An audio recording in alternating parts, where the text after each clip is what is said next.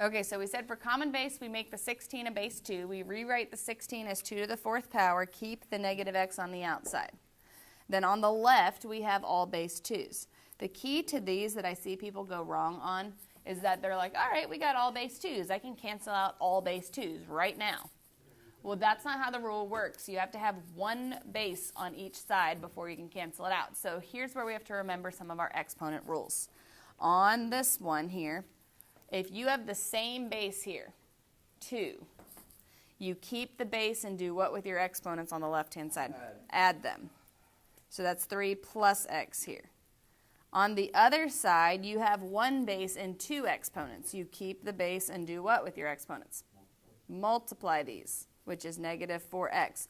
Now that you have one base on each side, you may cancel your base 2's and solve what is left. So I should subtract my x from both sides, which gives me, when I divide by negative 5, negative 3/5 as my answer.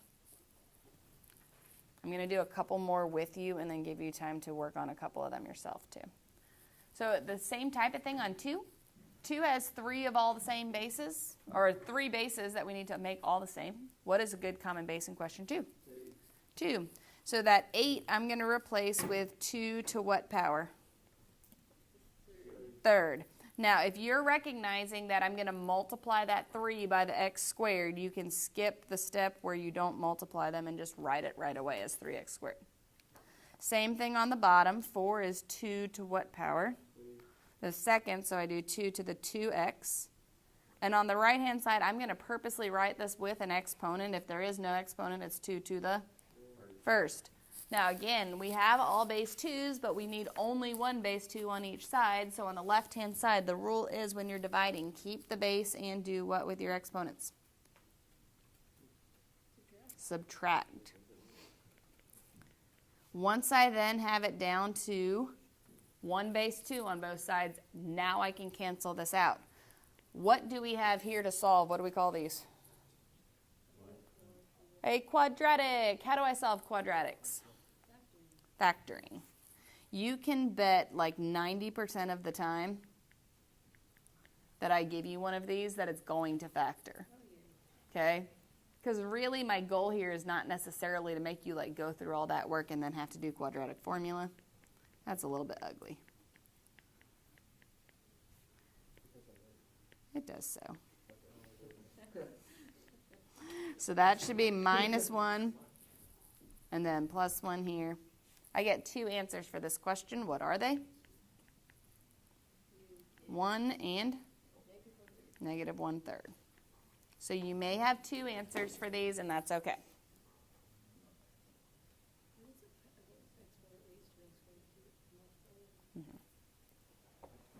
All right. On 3, what's your common base? What's your common base on 3? 3. Left side's already base 3.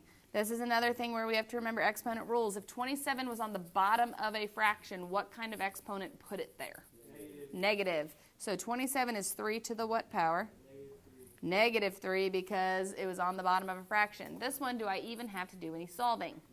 No, you just have to know the negative exponent business, which means it is now x2 equals -3. All right, I'm going to do 4 with you, and then I'm going to let you try 5, 6, 7 and see how far you get.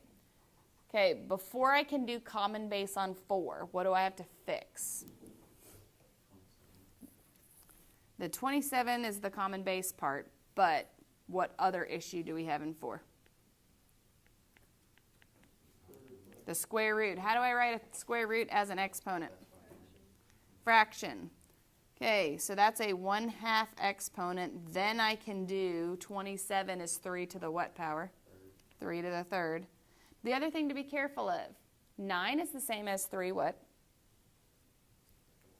2nd.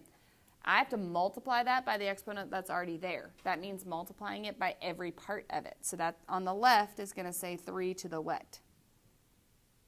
3x plus 3.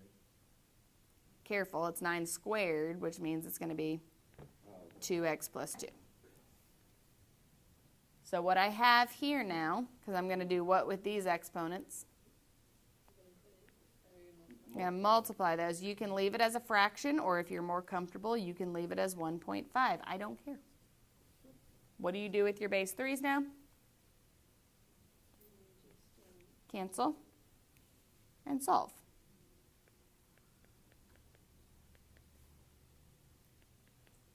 When I subtract 2, I get 2x equals negative 0.5.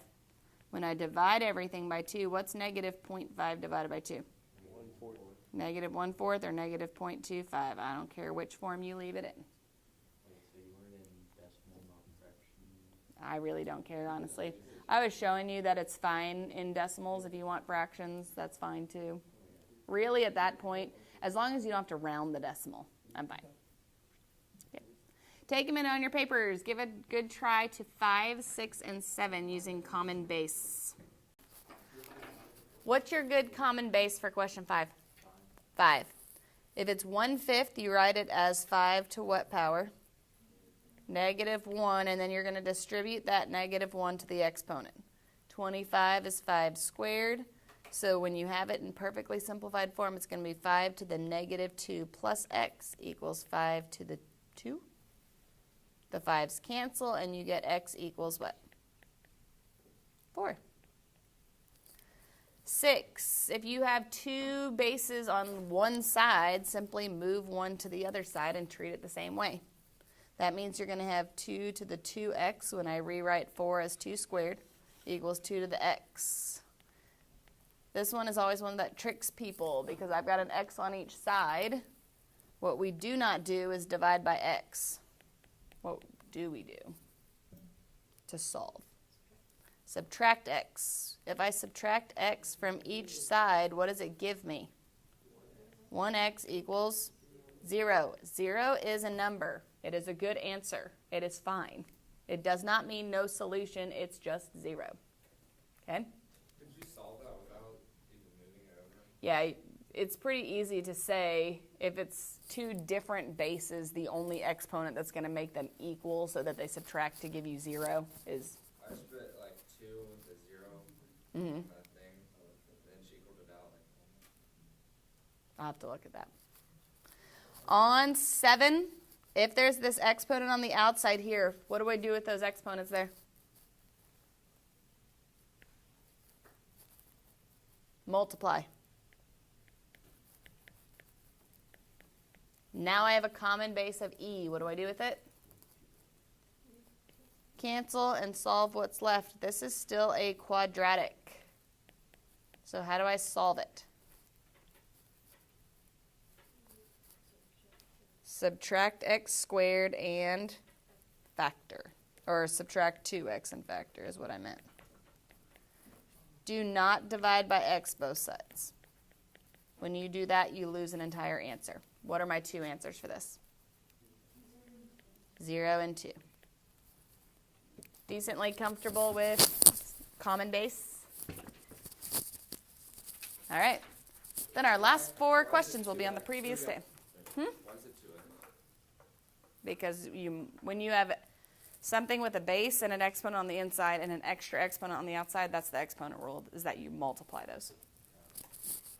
Okay? All right. Not common base is the previous page, and that's where we're going to finish up for today. We did one on the previous page with a common base. The other ones have no common base, and we should be able to recognize that. For example, on number 2, there is no base that you can do with 2 and 5 and use exponents and make them the same. So that's where you have to use logs to solve. What you're going to see is that these are all going to be on non-calculator because we are not going to get decimals out of these. Logs don't simplify nicely. They're all decimals that you have to round. So we're going to leave these all in exact form, which means that we're going to have logs in our answers, and that's fine. There's 2 ways to think about number 2, and I'm not sure if I confused first period talking about this or not. One way is to use the loop to rewrite if there's nothing but a base and an exponent. So for example, in this one, we can rewrite this in logarithmic form by doing log base, what? 2 of is equal to. Is the x by itself? Yes. So that's my answer. And that's great. If that makes sense to you and that's how that works for you, great. I was taught this just slightly differently, and it made a little bit of sense for me with solving, so I'm just going to show you for example. Just a side note here. If I gave you x squared equals 4, how have we learned how to solve that? We would square root, because we learned at some point in time in math, algebra 1 or algebra 2, that a square root is the opposite of a squared, right? Same type of thing if instead of giving you that, what if I gave you 2x equals 4? Divide by 2, because we learned that divided by is the opposite of multiplied by, right? So the way that I was taught to think about logs is that if I go back to question 2, my goal is to get this x by itself. I need to get rid of that base 2. Well, it's an exponential base of 2, so the opposite of an exponential is a log. So I was taught if you need to get rid of that base 2, take log base 2 of both sides. Well, what does log base 2 of 2 do on the left-hand side here? It cancels, which just leaves me that x. On the right-hand side, log base 2 of 5 does not simplify. Now, does that give me the same answer both ways? Yes. Do we have any preference about how we think about that? No? That way will make more sense when we get to question 4. So, that's just one thing to think about. 3 is just taking it one step further. We still have to use our normal solving skills. So for example, in this, I don't have just the base and the exponent on the left. I still have something else out front. Here's what you do not do. You do not multiply the 8 and the 3 to get 24, ever. Can't do it. One of them has an exponent. It does not work that way, but I see it every year on the test. Don't do it. Get rid of the 8. How do I get rid of it? Divide. So you still have to use your normal solving skills here. Now from here, once you have only the base and the exponent, you can use the loop to rewrite this in logarithmic form, or you can take log base 3 of both sides. Either way, you should get x is equal to log base 3 of 5/8. And that is fine to leave it. Yes, you can have a negative in front of a log. You can't take the log of a negative number, and I would expect you to see that and say no solution, but we'll talk about that. We're coming back to 4 in a minute. We're going to do 5. 4 is actually the hardest of any of the problems that we will ever do in solving, so we're going to do 2 of those. I feel like it was the one last year that we went over, but never did ever after that. They told me that it was taught last year in Algebra 2, but it was something that was never really fully grasped, so I'm going to focus on that. On 5, 5's got a different base, but that's okay. What do I have to get rid of first in number 5? 500. The 500.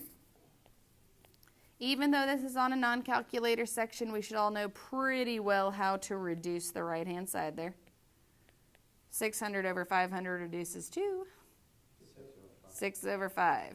Now this one, I prefer thinking what gets rid of base E. The opposite of base E is what? ln. So I would just take the ln of both sides.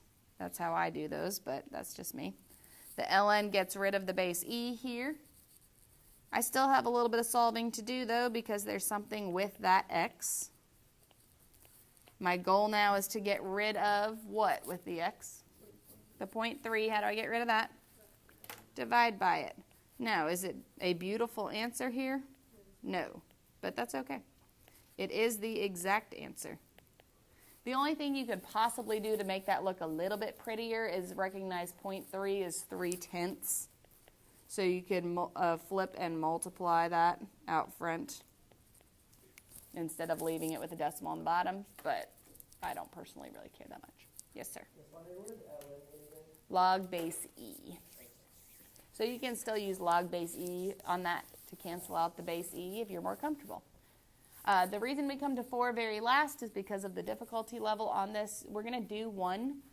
You'll probably hate it the first time around, and then I'm going to make you do another on the blank page across from it.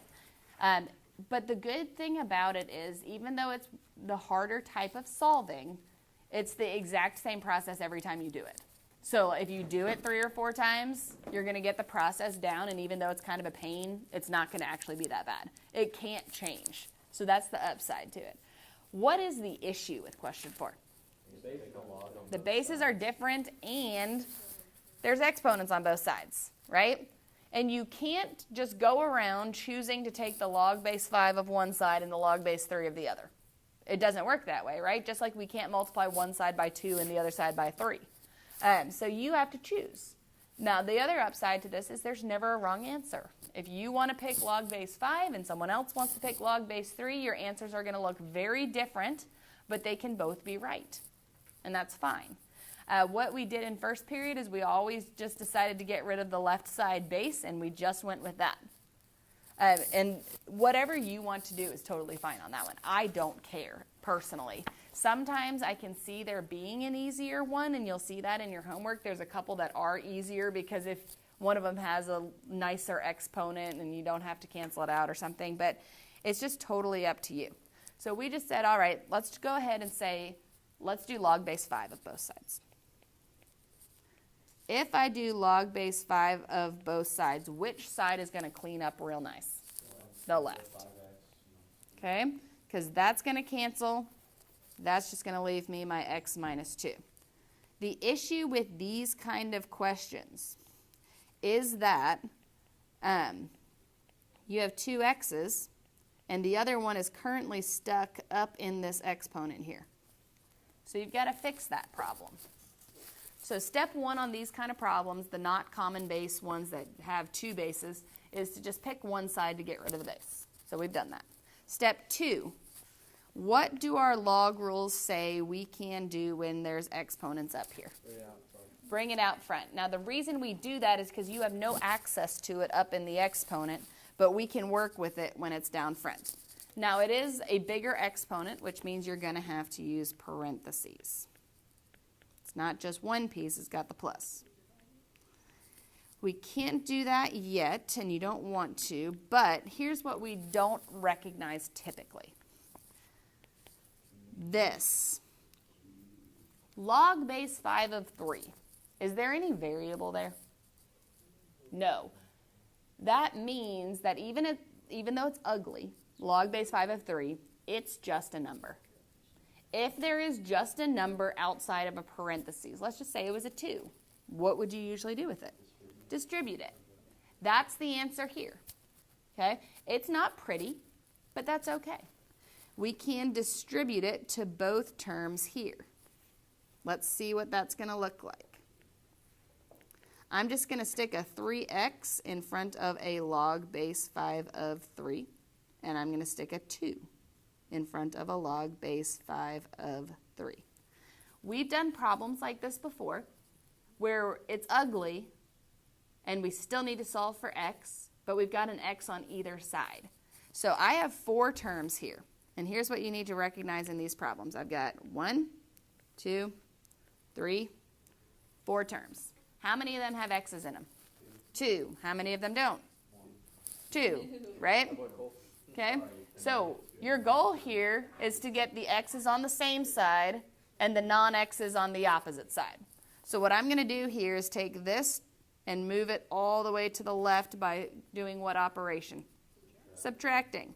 This one has no x, so I'm going to move it to the right by doing what? The minus 2 I'm going to add.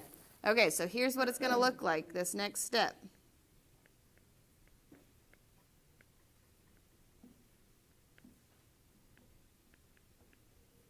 Believe it or not, we're actually almost done.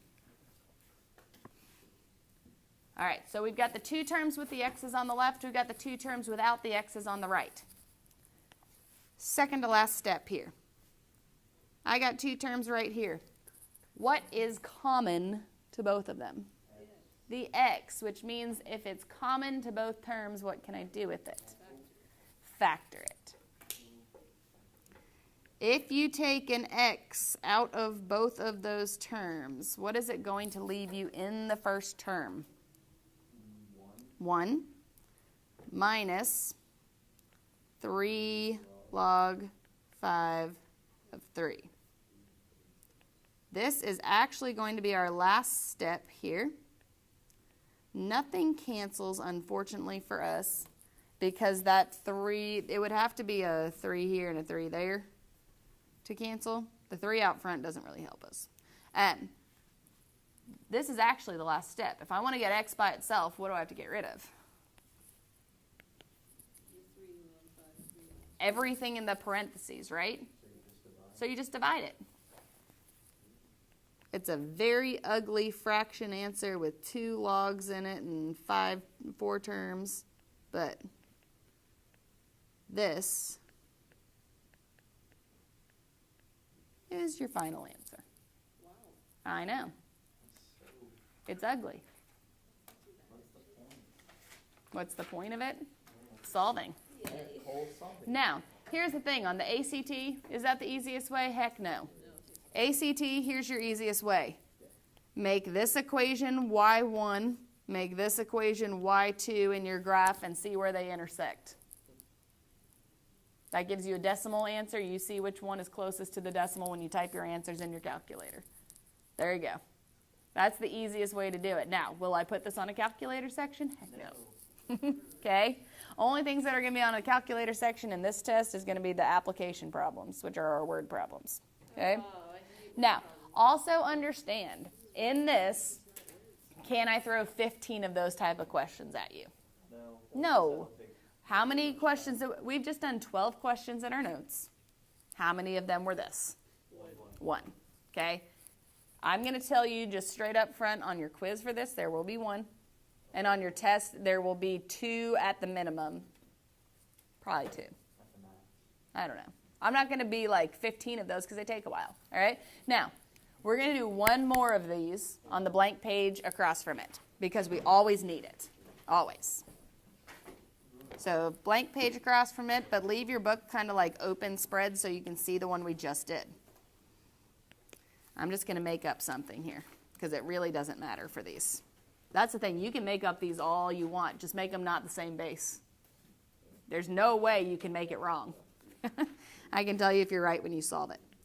X minus 4 equals 4 to the 2x plus 5. There you go. I have no idea what that's going to work out to, but good luck.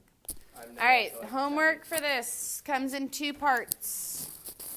Part number 1 of your homework begins on page 347. 347, 1 through 10. 349, 1 through 10. The second page is the common base one.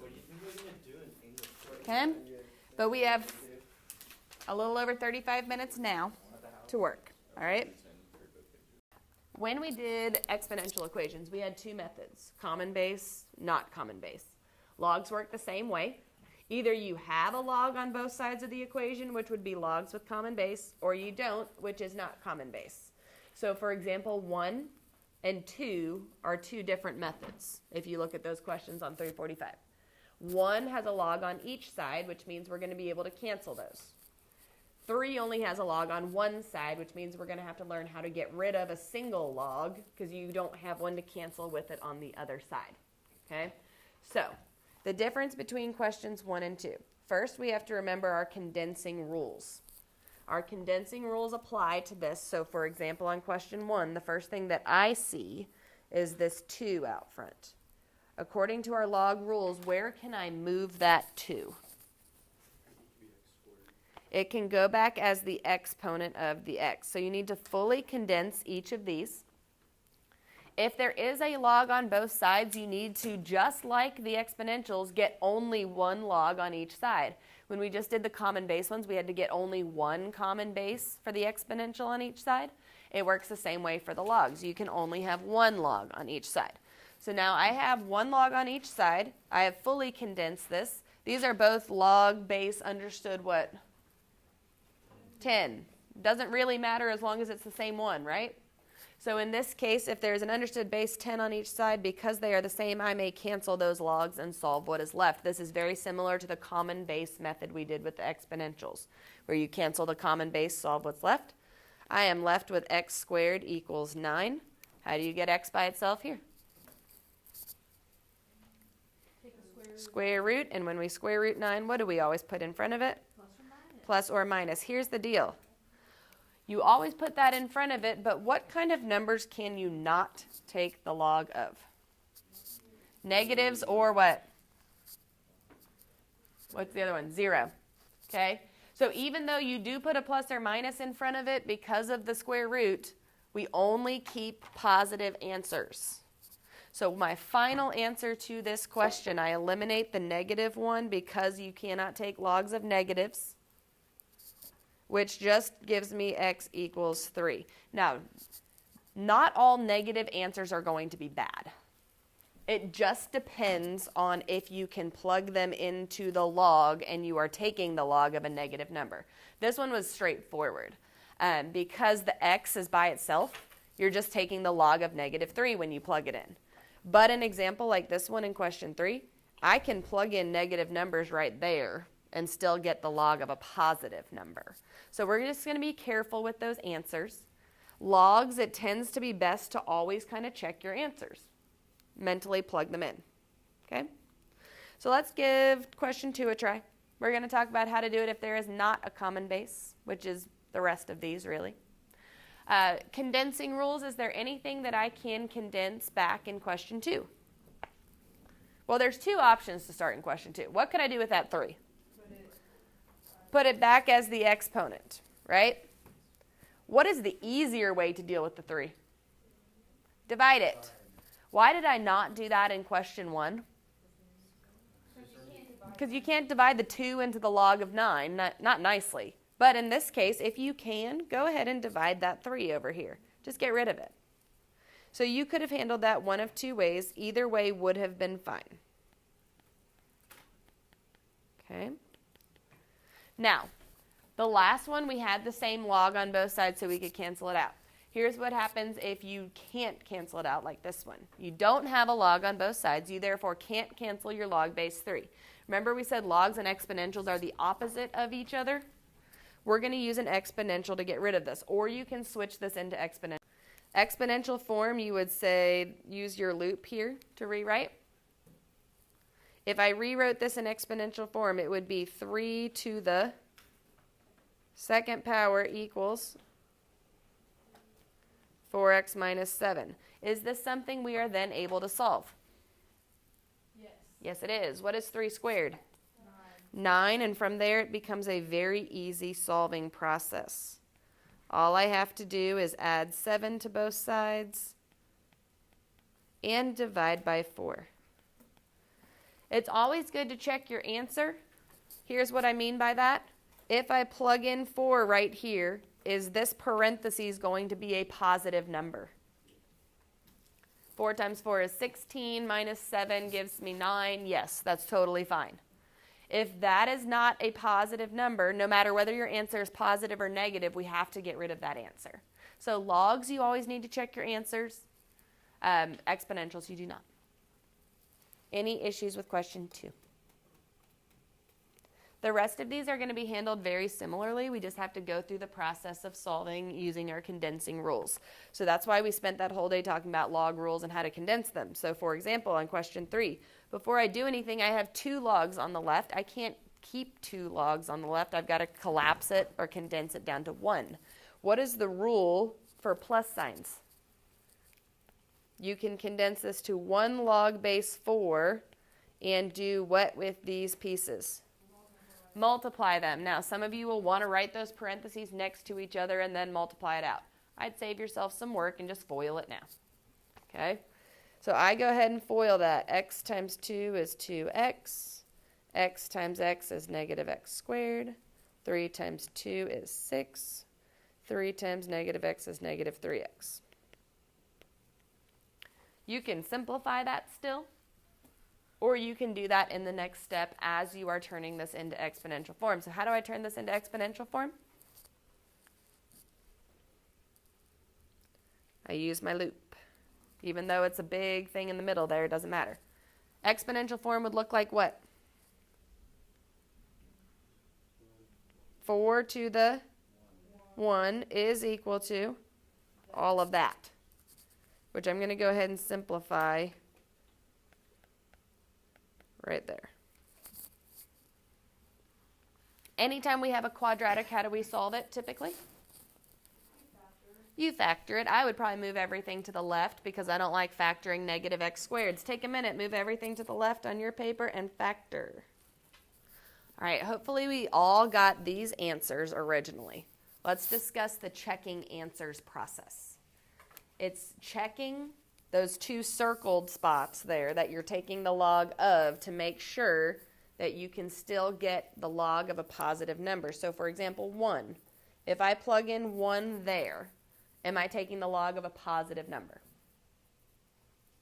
If I plug in 1 there, I'm taking the log of what? 4. Is that okay? Yes. If I plug in 1 here, am I taking the log of a positive number? Yes, I am. So 1 is fine. 1 worked for both of those. Now I check negative 2. If I plug in negative 2 in the first one, am I taking the log of a positive number? Yes, because negative 2 plus 3 gives me 1.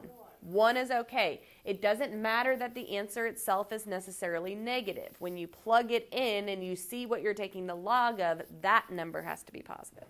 So then I check the second one, being careful of minus and negative.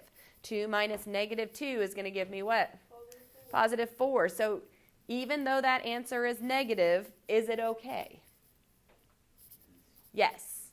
You have to check what you're taking the log of. So we can keep both answers as long as you are taking the log of a positive number wherever you plug it in. Does that plug-in process make a little more sense? Okay. All right. Some of them are going to be more obvious, like question 4, because you're only taking the log of x there. Because of that, if you get a negative number, then that's automatically going to be negative. So some of them are easier than others with that. But let's do the same type of process on 4. 4 is actually almost exactly like 3. So go ahead at your tables right now and give 4 a try and see if you can do that one on your own. All right, so we get 9 and negative 3. Are both of those okay? No, the negative 3 does not work because when we plug it in here, it's taking the log of a negative, as well as over here. Really, it doesn't matter. Once one of them doesn't work, the negative or that answer is not going to work, period. So we just keep the negative 9 there. Issues, questions? All right, question 5. We need to collapse the logs in question 5. What would be the first thing that I do in question 5?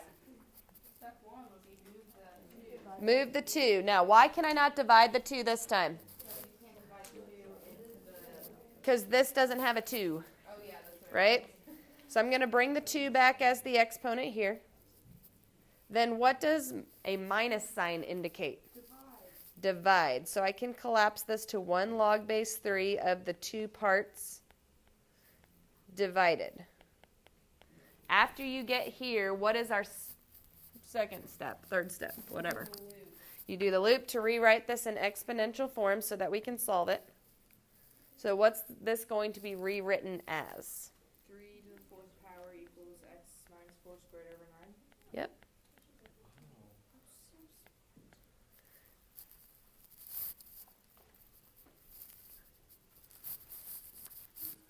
All right. Now, this one, for a non-calculator one, is a little bit high numbers, right? So here's a way to make this a little bit easier for yourself. What would you do next? Multiply by 9 to both sides. Do we know what 3 to the 4th is? 81. Do you really want to multiply 81 times 9? Yes. I mean, you can. But then what are you going to have to do next? Look ahead. Then you're going to have to square root that. Do you know how to square root the number that is 81 times 9?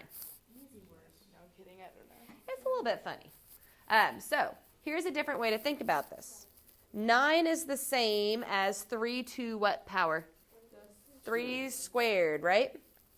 If I multiply 3 squared times 3 to the 4th, what is it going to give me? 3 to the 6th. Do I have to know what 3 to the 6th is right now? No, probably not. Because when I square root here to solve, what is the square root of 3 to the 6th? 3 to the 3rd. And anytime you square root, what do you put in front of it? Plus or minus. Do you know what 3 to the 3rd is? Yes. Yes. And you didn't even have to figure out what 3 to the 6th was. Okay? Or if you don't like that, you may also square root before you multiply by the 9, because you can square root the 9 on bottom as well. So either way would work. So right now what I have is x minus 4 is equal to positive or negative 27, which means I'm going to get two answers. 27 plus 4, which gives me what? 31. Negative 27 plus 4? Negative 23. Is negative 23 okay? No, because if I do negative 23 minus 4, it's going to be a negative number, and I can't take the log of that. I have a question. Yep. So since that portion and that log is being squared, Mhm. that'd be fine since it's positive. That is always the question. If you have it written as squared, it would be fine, but if it's not written as squared, then it wouldn't be. So I tend to eliminate it just because the original was not squared, Okay. because the 2 was out front. Yep. It is a trick question. Did that square root process kind of make sense for bigger numbers? Yeah. How do you get the square root of 3 to the 6? I changed 9 to 3 squared, and then multiplied 3 squared times 3 to the 4th, which gave me 3 to the 6th by adding my exponents.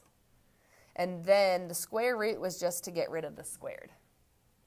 I was just solving at that point. So I was saying, how do I get rid of squared? I square root both sides, so that's why I square rooted 3 to the 6th, which gave me 3 to the 3rd going upwards. Let me go back a step here. Let's just say we didn't like that. Let's go back. All right.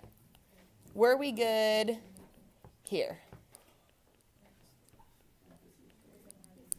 If we were good there, and you can get 3 to the 4th is 81, you could also solve this way. How do I get rid of that squared? You can square root it as long as you square root everything, right? What's the square root of 81? Plus or minus 9. Squaring or square rooting a squared just gives me x minus 4. And what's the square root of 9? 3. And then you could just solve from there. If that makes more sense to you, you can do that as well. I was just trying to avoid making it 3 to the 6th and then having to square root that without a calculator. Either way that I could. Either way works, though. Bigger numbers are kind of nasty for that. All right, let's finish this last one, number 6 on this page. I'm going to have to erase some of this stuff to get some room here. Do I have anything to condense in question 6? No. All right. I have nothing to condense. Everything is condensed for me. Therefore, what's my